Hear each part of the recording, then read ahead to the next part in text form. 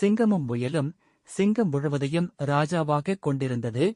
சிங்கத்திற்கு பயந்து தாகத்தை தணித்துக் கொண்டு தம்முடைய சொந்த நிலத்தையே தினமும் சாப்பிட்டு வந்தது. சில நாட்களுக்குப் பிறகு காட்டில் உள்ள அனைத்து விலங்குகளும் ஒரே இடத்தில் கூடி சிங்கத்தின் கோபத்திலிருந்து பாதுகாப்பாக இருக்க அனைவரும் ஒன்றாக விவாதிக்கத் தொடங்கினர்.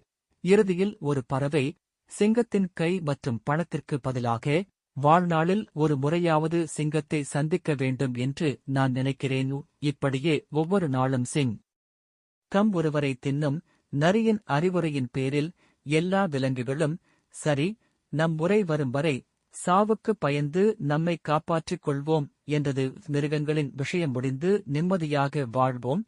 கிடார் சொன்னதைக் கேட்டு சிங்கம், நான் ஒரு உயிர் பிழைத்தவன், அதனால்தான் நான் உங்கள் அனைவருக்கும் கீழ்ப்படுகிறேன். அது நடந்தால் நான் அமைதியாக இருக்க மாட்டேன். சிங்கம் மிகவும் மகிழ்ச்சியுடன் இதையெல்லாம் சொன்னது. கிடார் தலையசைத்து, அதன் பிறகு ஒவ்வொரு மிருகமும் சிங்கத்தை நோக்கி செல்ல ஆரம்பித்தது. கத்திடம் செல்வது சிரமமாக இல்லை.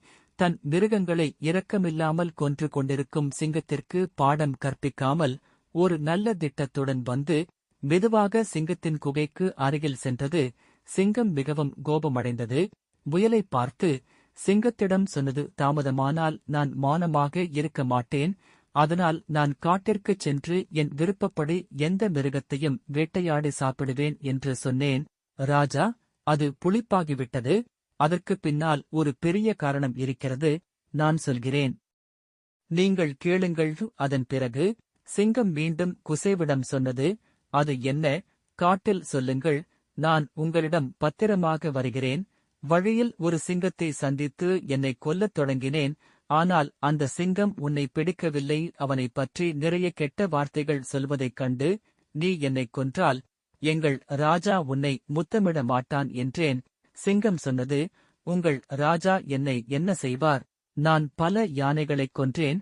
அது உங்கள் ராஜாவாக இருந்தாலும் சரி, வேறு யாராக இருந்தாலும் சரி, அவர் என் கையிலிருந்து தப்பிக்க முடியாது. என் முன் யாரும் நிற்க முடியாது. என்னால் முடிந்தால் நான் அவரை முடித்துவிடுவேன். இவை அனைத்தும் சிக்கலில் சிக்க ஆரம்பித்தன. நான் அந்த சிங்கத்தை நம்ம பாட்ஷாவிடம் வந்து பேசச் சொன்னேன். அப்போது அவர் ஃபகரிடம், உங்கள் ராஜாவுக்கு வலிமை இருந்தால் நான் ஏன் வரவேண்டும் என்று கூறி என்னை அழுத்த ஆரம்பித்தார். அதைக் கேட்டதும் சிங்கம் கோசாவிடம் சொன்னது. இதைக் கேட்ட முயல் சிங்கத்தை காட்டின் நடுவில் உள்ள கிணற்றிற்கு அழைத்துச் சென்றது. ராஜா, அது உனக்காக ஆவலுடன் காத்திருக்கிறது. நீ அவனுக்கு நல்ல நடத்தையை கற்றுக்கொடு என்று சொன்னது. அப்போது மறுபக்கத்திலிருந்து இன்னொரு சிங்கம் கர்ஜிப்பதை உணர்ந்தேன்.